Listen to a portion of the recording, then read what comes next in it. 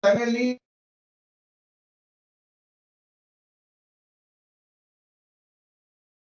Buenos días, profe. Sí, un poquito ¿Y cortado, alcanzan a pero sí. escucharme y a ver la pantalla?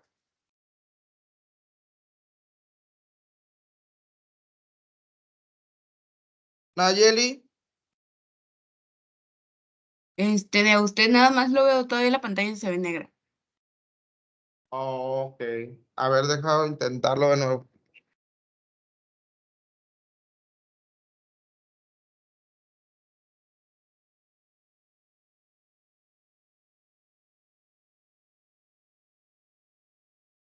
Tú me dices si ya carga, por favor. Sí, ya veo la presentación. ¿Ya se ve la presentación? Sí, profe. Ok. Pues antes que nada, buenos días a todos. A mí me da muchísimo gusto poder tener la oportunidad de presentarles la presentación del derecho de autor de uno de los quizás más importantes que hemos tenido como división académica, porque el hecho de que los alumnos puedan proponer conocimientos nuevos, a veces ustedes mismos los ven inalcanzables, como que la no es muchas veces a lo mejor la idónea, ¿no? Sin embargo, quiero demostrarles a través de este tipo de actividades que vamos a realizar en esta semana de Juárez y que los alumnos no solamente tienen que visionar la lectura, sino que pueden ustedes visionar, dejarle realmente un poquito de lo que ustedes saben, un poquito de lo que pudieran estudiar a la gente que viene detrás. La importancia de tener un derecho de autor tiene que ver con dejar tu huellita en el mundo, que cuando te mueras, alguien diga, este cabrón, perdón por la palabra, pero dejó algo escrito y algo que consultarlo y que puede de alguna manera ayudarme en algún problema que yo tenga durante mi ejercicio profesional. Entonces, a mí me complace mucho, esta chica es una egresada de la primera generación que presentó su proyecto de tesis que se llamaba Inyección de catéteres técnicos instalados obviamente en el Hospital General Subzona número 4 del Instituto Mexicano de Seguro Social. La chica se llama Juliana Nieto Contreras. Ella trabajó con nosotros esta propuesta de derechos de autor y como el registro lo hicimos a través de un proyecto de tesis, pues obviamente nosotros tenemos que respetar el derecho, ¿no? En esta derecho de autor participamos varios profesores. Estuvo Juliana como primer autor en el derecho de autor. Está un servidor que fue en este caso el asesor metodológico del proyecto. La maestra Lorena, que en ese entonces estaba como coordinadora del programa de enfermería, Lorena Magaño Lam, que la idea de la técnica surgió de la maestra Clara. Como ustedes saben, la doctora trabaja en el Instituto Mexicano del Seguro Social y ella fue la que empezó con la idea de hacer un proyecto para ayudar a los pacientes. Entonces, también estuvo, si no mal recuerdo, la maestra Janet María García Hernández, que en ese momento nos apoyaba con la parte de las técnicas asépticas y toda esta parte, ¿no?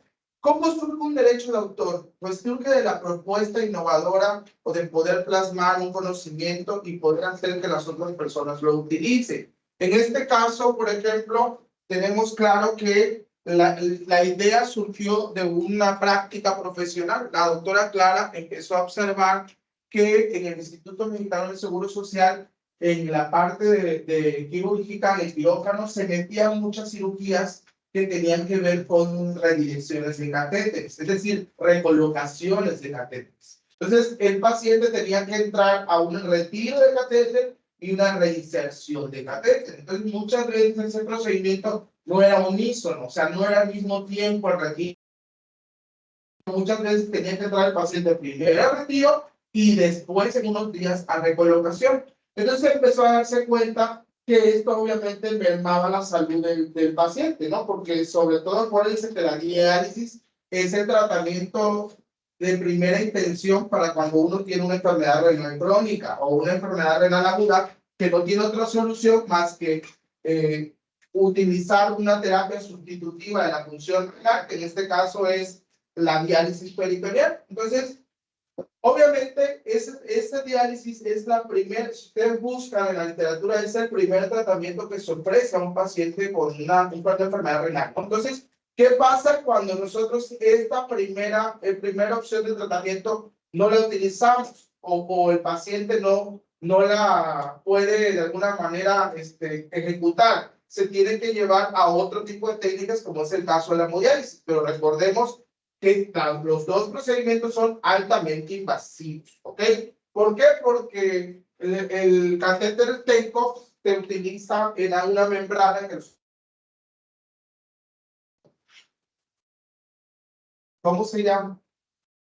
Pues por eso se llama diálisis peritoneal. ¿Por qué? Porque ¿dónde se ubica? ¿Dónde se aloca el catéter de la diálisis? En el peritoneo. Entonces, obviamente hacemos con esta técnica, pues vamos a filtrar toda la sangre de la persona. En este caso vamos a filtrar las toxinas que se quieran almacenar. Recuerden, ¿por qué está en el peritoneo? ¿Alguien sabe? Porque los vasos sanguíneos de mayor extensión en comparación con otras, obviamente la aorta siempre va a ser el vaso sanguíneo más grande, pero la aorta ramifica directamente a las arterias y venas mesentéricas, que son las que irrigan todo ¿cómo se llama? El intestino. Entonces, obviamente son vasos sanguíneos grandes. Por eso es que en el peritoneo es donde se concentran la mayor cantidad de toxinas, sobre todo que son producto de, en este caso, el metabolismo basal del organismo. Entonces, de ahí la naturaleza de que esta técnica se ubique en esa zona. Entonces, ¿qué es lo que nosotros de alguna manera propusimos? Pues bueno, que el paciente no fuera sometido a este tipo de procedimientos si había otra opción para poder ayudarlo. Una opción más, ¿cómo se llama? Más factible para el paciente, que no involucrara volverlo a someter a una anestesia, que no involucrara volverlo a meter a un evento quirúrgico desde que pudiera contaminarse. ¿Sí me explico? Sobre todo porque la razón del cambio muchas veces no era porque se contaminara el catéter, sino el rollo o la causa de la recolocación era porque había migrado, o sea, el catéter se había movido, o bien porque el catéter estaba tapado. Ustedes han visto que cuando nosotros hacemos una inserción en un catéter periférico, cuando bloquea en este caso la vena, la pared del catéter o la punta del catéter, pues obviamente no sale nada, no sale fluido. Entonces, lo mismo pasaba con estos catéteres. Entonces dijimos, bueno, Clara menciona, bueno, hay un procedimiento que se puede hacer y que nosotros lo hemos hecho de forma empírica, o sea, lo hemos practicado en el hospital, pero no existe un procedimiento como tal que le diga a la enfermera que trabaja en esa unidad cómo puede hacer ese procedimiento con pasos. ¿Sí me explico? Es como si tuviéramos el lavado de manos, pero el lavado de manos que hacía Florence en su época. ¿Sí me explico? Que daba el lavado de manos, pero no, ella no tenía una técnica de arrastre para el lavado de manos, sino de alguna manera se hacía porque ella vio y observó que eso disminuía las infecciones en los heridos de guerra, ¿no? Entonces, lo mismo pasó aquí. Ellas hacían el procedimiento, pero no había una documentación que dijera que realmente esto podía apoyar al paciente, ¿no? Entonces, aquí les vamos a presentar el trabajo que hice. Eso tuvo que haber sido dirigido por alguien. Le dimos el crédito a ella porque al fin y al cabo la revisión de información la hace el alumno. Nosotros lo que hacemos es el maquillaje del escrito, o sea, volver de alguna manera a checar que ya exista coherencia textual, que la propuesta sea obviamente innovadora, que aunque el paso lo hayamos tomado del libro de Cossier, el paso esté con nuestras propias palabras. ¿Sí me explico? Para que el alumno, hacerlo más ameno también al público, que en este caso sería el profesional. Algo muy importante en el derecho de autor es fijar quién va a ser el lector de nuestro escrito. Y en este caso nosotros obviamente, como es una técnica, una intervención de enfermería, pues obviamente quien lo tiene que hacer pues es el profesional que va a darle, ¿no? Ahora nosotros, ya teniendo el derecho de autor, podemos solicitar, por ejemplo, a las personas que se encargan de hacer la NIC, de que esta técnica o este procedimiento se pueda incluir dentro del libro de la NIC, que es lo que buscamos en esta segunda etapa. Que ya no solamente sea una técnica, cuando le pellizca ahí a Ángel, por favor, que no solamente hay una técnica que sino a nivel general, es decir, que las enfermeras, las y los enfermeros de otros países puedan también hacer uso, sobre todo en América Latina, que es donde tenemos problemas económicos, ¿no? Si ustedes van a lo mejor a Estados Unidos, pues es lógico que ahí pueden meter, insertar y comprar catéteres al por mayor, ¿no? Porque pues tienen, de alguna manera ellos compran seguros médicos mayores que incluye ese tipo de procedimientos, aunque el riesgo, pues obviamente no se disminuye. Ok, ¿me dan la siguiente? Esta chica actualmente da mucho gusto platicar de ella porque yo siempre la quise de maestra. Es muy buena explicando. Pero el destino la llevó al Instituto Mexicano del Seguro Social. Casualmente, fíjense cómo ella fue pasante en el seguro, ahí donde ella aplicó el procedimiento y a partir de ahí, pues obviamente ella se hizo, fíjense por lo curioso, ella entra al seguro como pasante y fue una estupenda pasante. Juliana fue de esas, ¿cómo se llama? Compañeras salameras, que todo el tiempo estaba, ¿por qué no me conectaste? Porque no cambia. Entonces ponla como pantalla para que la puedas cambiar ahí. Entonces Juliana era de esas que siempre estaba dispuesta y lo que no sabía, ella lo veía cómo lo aprendía, pero era muy curiosa e intelectual. Juliana siempre fue así. Si no sabía algo o tú le decías algo y ella le daba duda, lo buscaba. Y a la siguiente clase te decía, bien maestro, yo busqué un artículo donde leí que lo que usted me dijo tiene cosas de verdad, pero fíjese que hay esto y esto y esto, y ya te indicaba la lectura. Este tipo de alumna era. Entonces, qué padre era poder convivir con ella, porque era una alumna que resaltó. De hecho, ella se quedó por mención honorífica, porque tenía uno de los mejores promedios, si no es que el mejor, no recuerdo yo, no, creo que el mejor era Blanca, la que está en maíz, pero Juliana era uno de los 3 primeros promedios de esa generación. Entonces, te va el seguro y a partir de ahí, como las jefas lo vieron, cuando resulta que un día abre una bolsa de trabajo, le digo, Julie, digo, ¿por qué no metes tu propuesta o tus papeles de seguro? No sé si ustedes saben, pero hace algunos años yo fui pasante al seguro y yo me quedé laborando por 3 años en el Seguro Social. Sin embargo, por cuestiones de trabajo también, pues en algún momento tuve que decidir, como era de contrato, pues como tal, ¿no? Pero yo fui pasante, yo también conocí a algunas personas del seguro, sobre todo aquellas que estaban en rango de jefatura, porque yo en aquel momento me tocó ser el salamero de la época.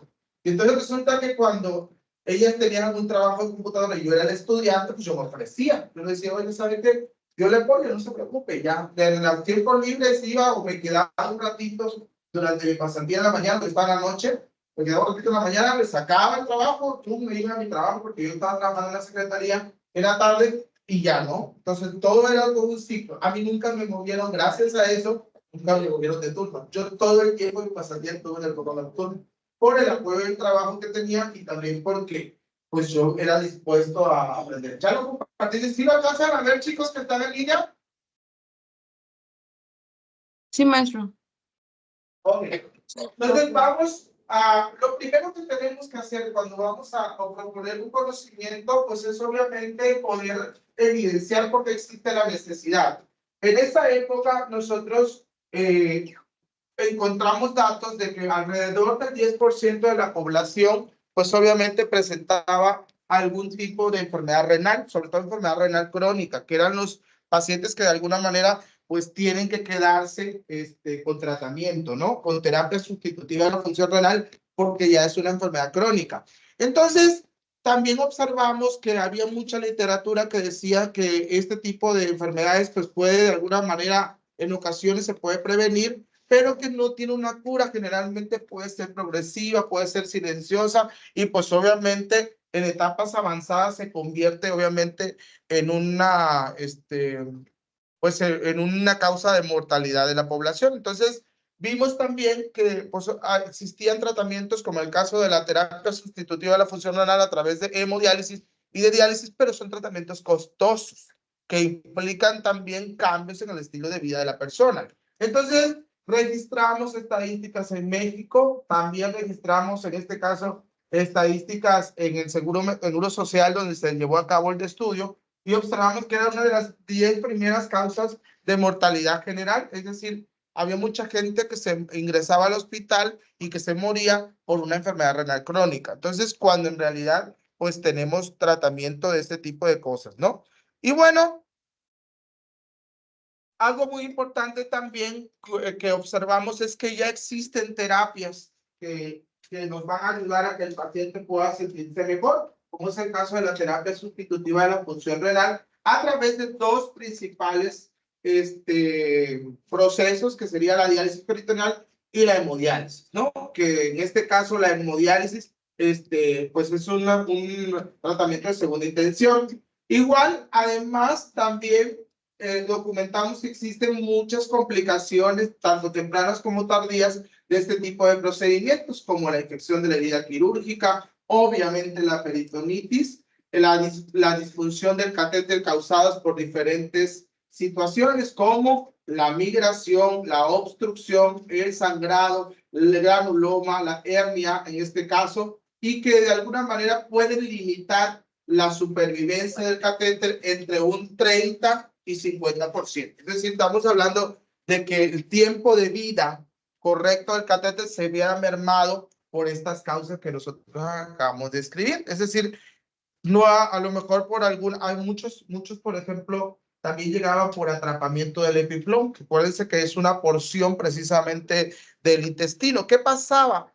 Que los pacientes, a lo mejor por la actividad que realizaban o porque no tenían el cuidado al momento de realizar la diálisis, acuérdense que la punta del catéter no era una punta fija, ¿sí me explico? No es que puntearan el catéter y quedara fijo, la punta del catéter estaba libre, entonces por lo tanto vivía libre en el peritoneo, lo cual quería decir que cuando nosotros metemos líquido en cavidad, el catéter se libera, ¿sí me explico? Y es fácil que se pueda mover, sobre todo cuando hacemos maniobras porque hay un balance negativo. Es decir, cuando no sale la cantidad de líquido suficiente, muchas veces nosotros le movemos la pancita, lo cambiamos de posición, y todos esos procedimientos que hacían las enfermeras para poder hacer este tipo de situaciones o mejorar la condición de salida del líquido, pues obviamente hacía que se pudiera migrar con mucha facilidad. Entonces, también era una acción provocada por la misma intervención, en este caso, que realizaban las enfermeras.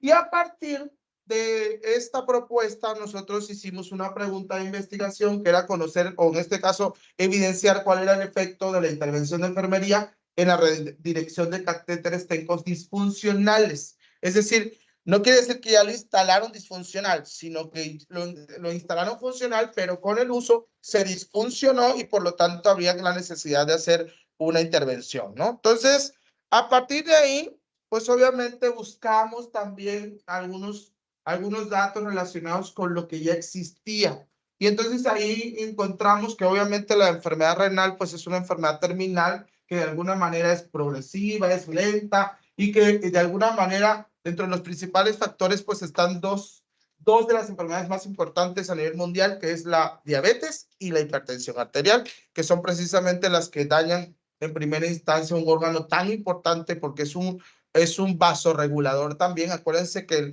la sangre se filtra también en el riñón. Entonces, si nosotros obviamente tenemos la deficiencia, la disfunción de un órgano como pues obviamente va a crear estragos no solamente a nivel renal, sino también a nivel de otros órganos, como el cardiovascular, y que implica corazón, cerebro, incluso. Por eso es que las personas que las toxinas se quedan almacenadas en el organismo empiezan a tener convulsiones. O sea, lo deben ver en psiquiatría, por ejemplo. ¿Por qué? Porque disminuye la producción de neurotransmisores que se encargan de conectar los axones de las neuronas, perdón, y por ende, pues obviamente no se envían los mensajes y eso bloquea de alguna vez la actividad, ¿no? Entonces, todas estas cosas. Y bueno, también hay terapias dialíticas que ayudan. Ya vimos y observamos que hay dos tratamientos principales. La diálisis peritoneal, que hay dos versiones en el seguro. Está la diálisis peritoneal, obviamente, ambulatoria, o diálisis peritoneal continua ambulatoria, que la llamamos, que generalmente hay dos procesos. O bien se le enseña la técnica de diálisis peritoneal manual, o bien la mecánica, ¿no? La que implica el uso de una máquina que se le da en el caso del Seguro Social, le dan al paciente la máquina y lo entrenan a utilizar la máquina, ¿no? Porque a ellos le dan tanto la máquina como las bolsas dializantes. O sea, le dan todo. Lo único que la enfermera de una manera realiza es la capacitación. Entonces, también encontramos que uno de los problemas más importantes en ese momento, pues era obviamente la disfunción del catéter, es decir, se nos echaban a perder rápidamente, cosa que pues no era viable porque los pacientes tenían que estar en constante cambio y ser sometidos a ese tipo de eventos quirúrgicos, aunque eran eventos a lo mejor si ustedes lo quieren ver cortos, pero eran eventos quirúrgicos al fin y al cabo, ¿no? Y la exposición a riesgo existía. Y bueno, también es importante que tuviéramos nosotros una clasificación de esas disfunciones, porque hay disfunciones que sí se pueden corregir y hay disfunciones que no. Por ejemplo, ¿cuándo vimos que sí se puede? Cuando estaba acodado, o sea, que se doblaba el catéter, como nos ha pasado cuando insertamos a nivel periférico, que se arruga tantito el catéter, no sé si alguna vez ha pasado, y eso de alguna manera es que se pueda acodar, ¿no? Que se pueda doblar el catéter. Y hay otros, por ejemplo, en el caso de la migración, que es cuando se mueve el catéter libremente y que de alguna manera se mueve de zona en el peritoneo y por lo tanto, pues eso ayuda a que se pueda disfuncionar, ¿no? Y las últimas que son las de atrapamiento del epiplom, que generalmente ese tipo ¿cómo se llama? De situaciones, pues obviamente no son corregibles. ¿Por qué no sometemos a una redirección a una persona que tiene atrapamiento del epiplom? Porque hagan de cuenta que la punta del catéter la atrapa o se atrapa en esa porción y lo que puede suceder es que al momento de insertar la guía podamos perforar el intestino. Entonces, por el riesgo mayor que existe, y acuérdense que cuando hacemos este tipo de procedimientos, hacemos un análisis de costo-beneficio, no se indica la técnica para ese tipo de pacientes, ¿no? Porque corremos el riesgo de, en lugar de ayudarlo, pues de que se pueda morir más rápido por una peritonitis, ¿no? Entonces, en este caso, aquí obviamente tenemos algunas causas de las que encontramos, que es la obstrucción por coágulo sanguíneo fibrina, que sabemos que eso se puede solucionar con heparina, nada más que tiene obviamente que ser bajo prescripción médica. El acodamiento, que es el doblado, la adherencia del catéter, que también puede ser, o la migración de la punta. Hay otros tipos de cosas, como en el caso del atrapamiento del epiplom, que no podemos solucionarlo porque corremos mayor riesgo, ¿no? ¿Qué beneficio? Entonces, generalmente, un catéter que funciona mal, pues suele provocar un drenaje pobre, es decir, la salida de líquido dializante, pues obviamente no es la misma. Y uno de los principales factores que podemos ver nosotros al momento de medirlo es que no hay la suficiente salida de líquido dializante y por lo tanto se hace un balance negativo en este caso, ¿no? Es decir, se nos está quedando líquido en cavidad. Y pues bueno, también como... Esto no me deja... Espera. Que yo quería que me pusieras aquí este tipo y dejarlo así. Porque no veo que se mueva ahí. ¿Verdad?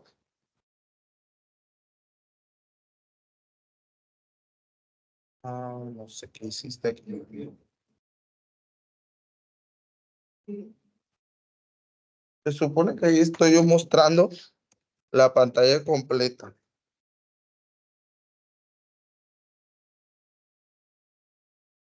Es que no te deja cambiarlo, ¿verdad? Ok. Y bueno, entonces también tenemos claro, bueno, aquí sí lo cambio, fíjate. Ok. Y a partir de ahí, pues obviamente decidimos hacer objetivos generales y específicos. Nosotros planteamos como objetivo general conocer la efectividad de la intervención de enfermería en la redirección de catéteres disfuncionales.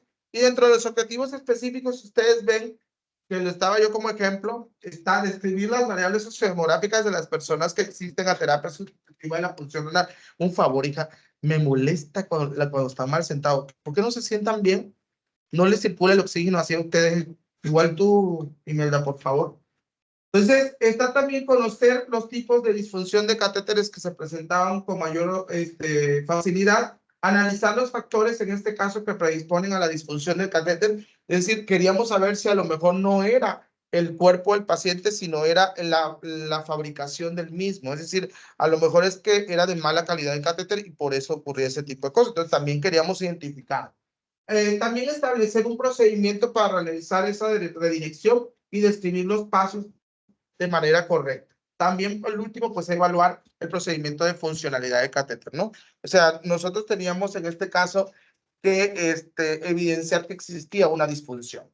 Entonces, la hipótesis nosotros la planteamos así. La intervención de enfermería y redirección de catéteres TEMPO que favorece recuperar la funcionalidad del tratamiento de la terapia sustitutiva a la función renal a través de diálisis, ¿ok? Entonces, Si ustedes ven, ellas colocó unas fotos acá de cómo hacíamos el procedimiento.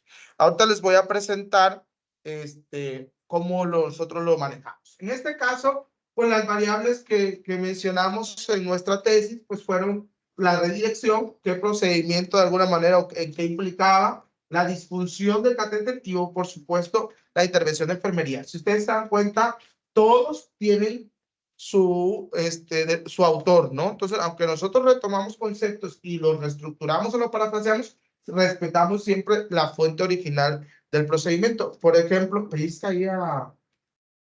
si no duermen bien, eso es su problema, ¿eh? Bueno, y también aquí entonces nosotros encontramos un estudio, fíjense, hecho en China y tuvimos que buscar un traductor porque nosotros no teníamos evidencia. Una, no sabemos chino, ¿no? Y otra, pues obviamente había que checar qué es lo que proponía. Entonces, en China encontramos un estudio que hacía evidencia de ese procedimiento, pero que ellos utilizaban una tecnología avanzada que ellos llamaban cepillo gastroscópico, ¿ok? Para hacer ese tipo de procedimientos. Como, no sé si alguna vez lo han hecho, pero son como esos materiales que usamos cuando no podemos insertar la esponja para lavar algún traste.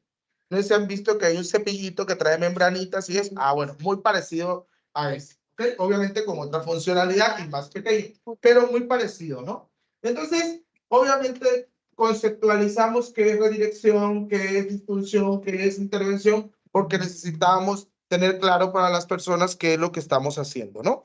Y pues bueno, es un diseño obviamente cuantitativo porque medimos todas las variables de forma numérica. ¿Qué medimos? La cantidad de líquido que se quedaba, por ejemplo, en el sitio, en la diálisis. Medimos también algunos factores que sean observables o medibles, por lo tanto todo era cuantificable.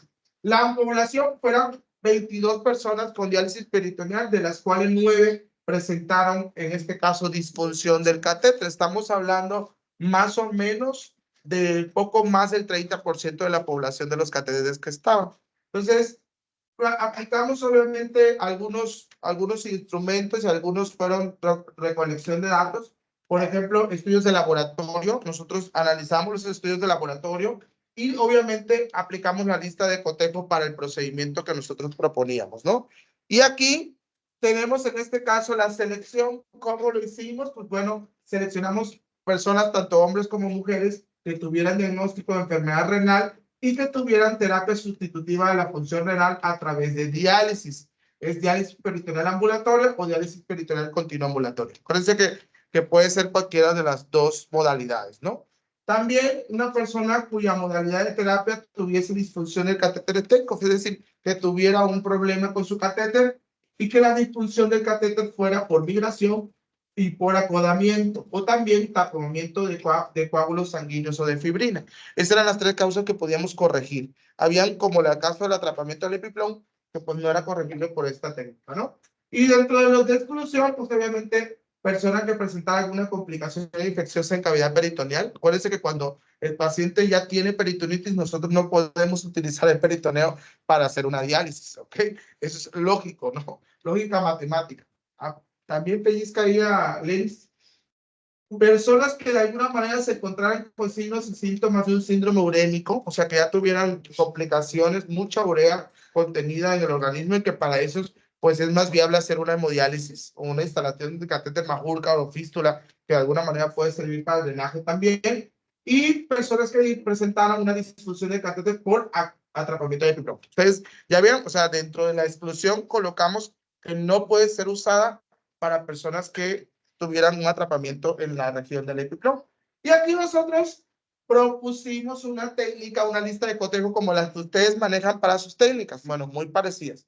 Establecimos en este caso las etapas de la actividad y obviamente los puntajes que consideramos en base a la importancia del procedimiento. ¿Ok? Entonces, por aquí pusimos la etapa no estéril, que en este caso, pues obviamente está, déjenme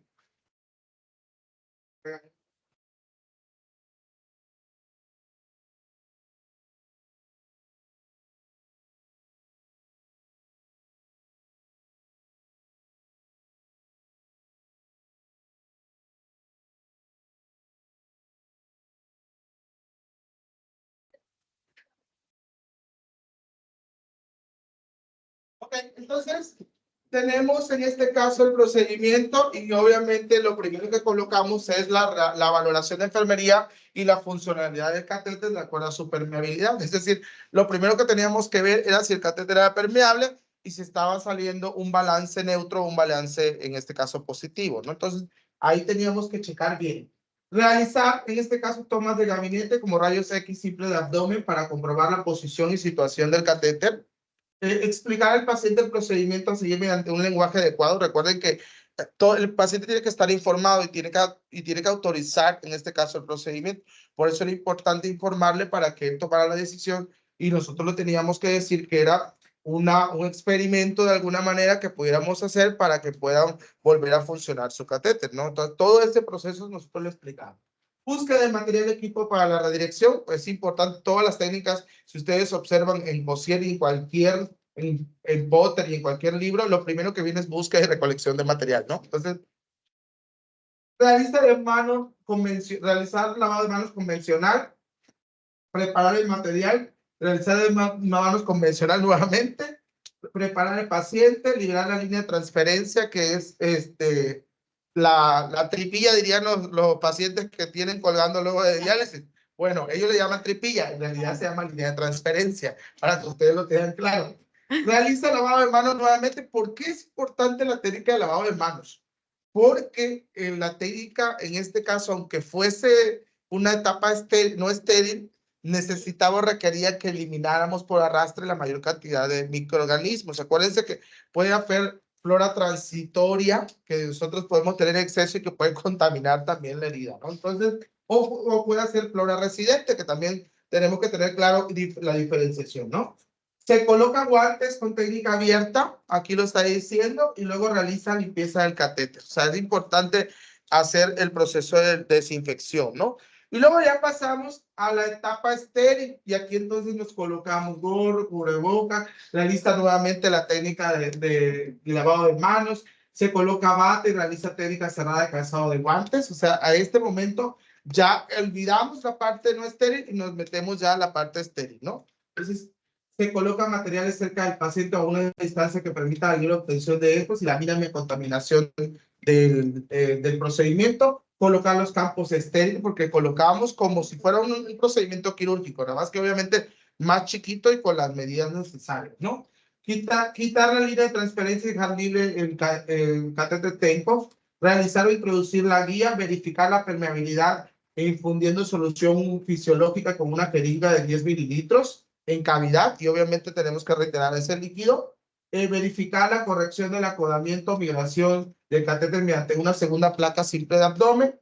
Realizar la infusión de solución dializante con antibiótico de amplio espectro en casos de que manifestaran un signo de infección.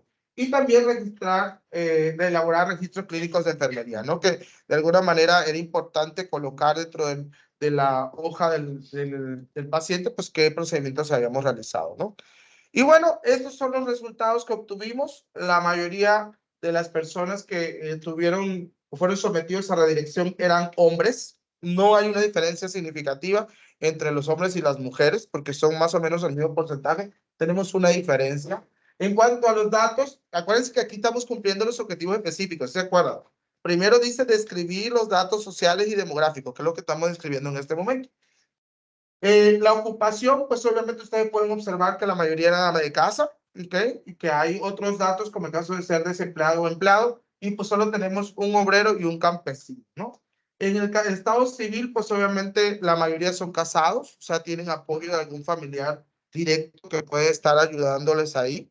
En cuanto a la escolaridad, pues la mayoría tienen primaria completa, o sea, sí culminaron sus estudios, por lo tanto, si explicábamos un procedimiento, pues era más fácil que nos pudieran entender, ¿no? Entonces, sí eran personas que de alguna manera sabían leer, sabían escribir y podían seguir indicaciones. Eso era importante en cuanto a la escolaridad. La causa de la RC, pues ya vieron, la mayoría ha sido por diabetes, entonces desafortunadamente es una de las causas más importantes. Y luego ya nos fuimos a la parte de los datos clínicos, tanto preintervención, o sea, antes del procedimiento, como posterior al procedimiento. Y aquí vimos, en este caso, que cuando nosotros teníamos al paciente de ingreso, pues tenía niveles altos de urea, creatinina, tenía edematización, o sea, tenía edema, tanto en miembros inferiores como superiores y muchas veces general.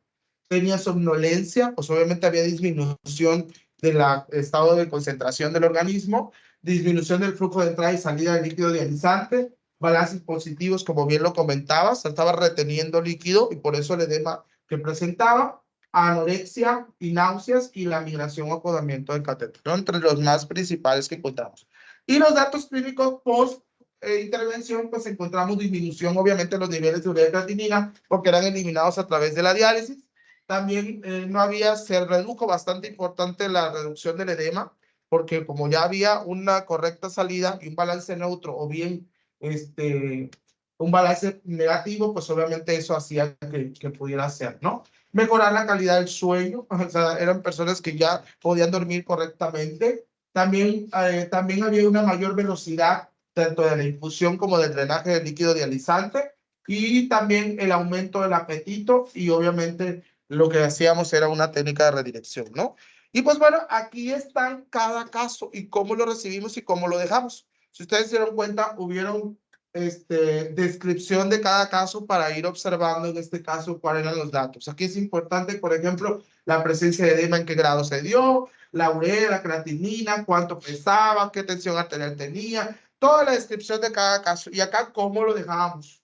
Porque esto era importante, si ustedes se dan cuenta, mira, aquí nada más chequen el peso, 68 kilos. Y acá está en 65. Entonces, mucho era líquido que estaba extracelular regado por el organismo. Recuerden que cuando está extracelular, la piel se nos pone brillosa, obviamente está con líquido y todas estas cosas, ¿no? Que se supone que en estado crítico lo deben aprender, ¿no? Entonces, muchos conceptos a lo mejor no lo encuentran ubicado, pero en estado crítico se supone que es donde se ve esta parte, ¿no? Bueno, y aquí hay datos de cómo incluso la glucosa, miren, en un dato aquí estaba en 517, acá miren, 109. Acuérdense que uno de los principales vasorreguladores de los niveles de glucosa es el riñón, porque la glucosa se puede eliminar a través de la orina. Acuérdense que por eso hay glucosuria en los pacientes que tienen aumento de la glucosa.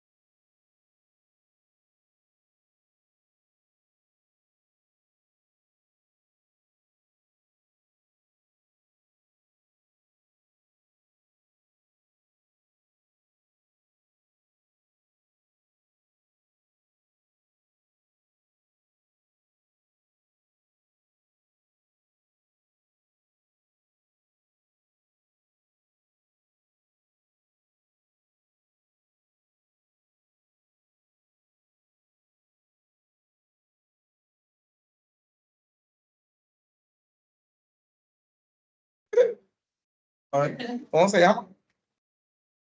No puede ser que no los sepan, chaval, ese de enfermería fundamental, tema de anatomía. Lo estudian para mañana, para el jueves se lo voy a preguntar. ¿Cuál es la zona correcta del abdomen donde debe ir instalado el catéter técnico? Ya ustedes todos quieren que uno les diga. También hay que leerle un poco. ¿Ok? Sean un poquito como Juliana Nieto. Hay que tener curiosidad intelectual. Si se dan cuenta, este catéter está acodado. ¿Ok? O más bien está migrado. Porque además de estar doblado, el catéter está en una zona donde no debe de estar. ¿Ok?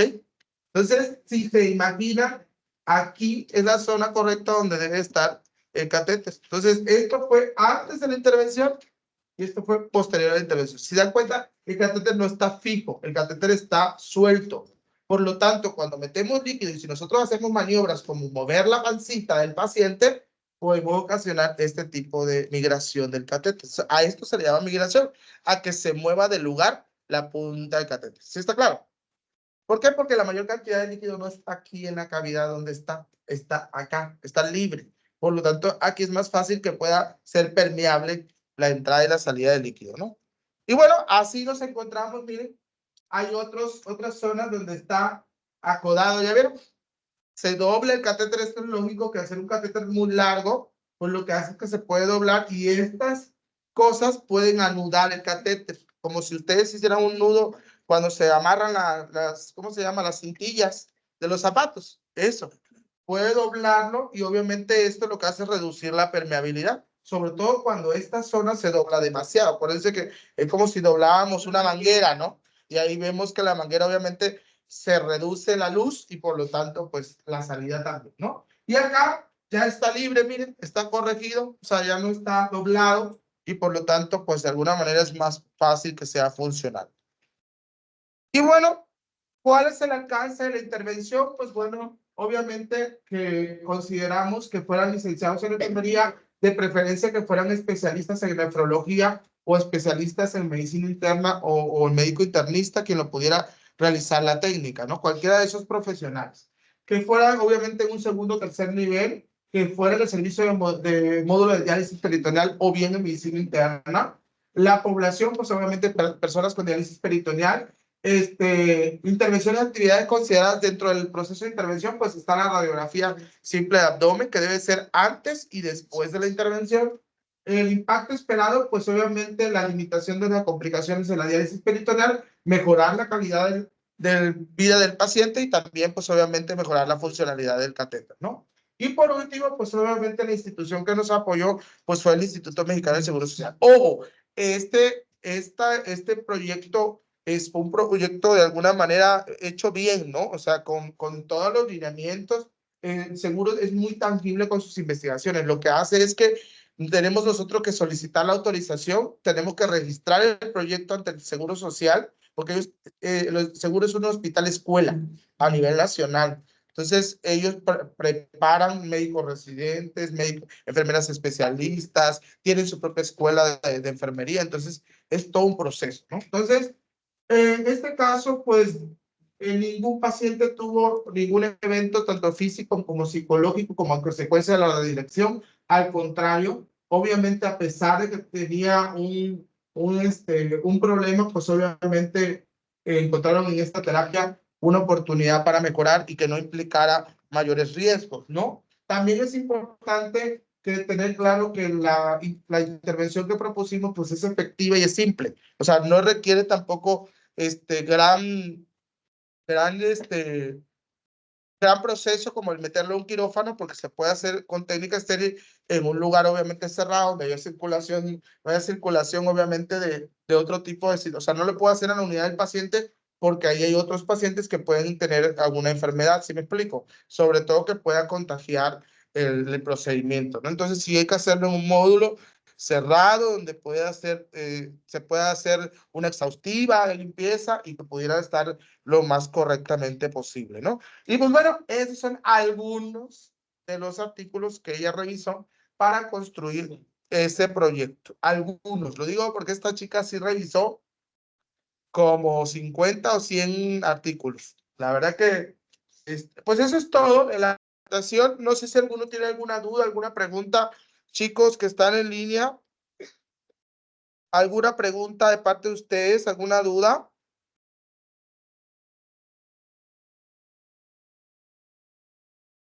Chicos, Nayeli, No, María maestro, solo Dolores. que se quedó como que trabado en una parte antes de llegar a las radiografías donde mostraba que estaba ya desdoblado el catéter. Pero de ahí en fuera no. Ok, ok. Pero ¿alguna duda en relación al procedimiento, a No, la todo muy bien. presentación? ¿Ustedes alguna duda? ¿Cómo ven el De mi papel de parte, esta estudiante? Como por ejemplo lo que vamos a hacer nosotros. Ella inició con este proyecto en una materia de investigación, en sexto ciclo, porque siempre se ha dado en sexto investigación. La pusimos en sexto por la complejidad del análisis que requiere del estudiante. O sea, es que la mayoría de ustedes, siendo honestos, son de las personas que siempre hacen o tienen una materia y lo único que les importa es pasar.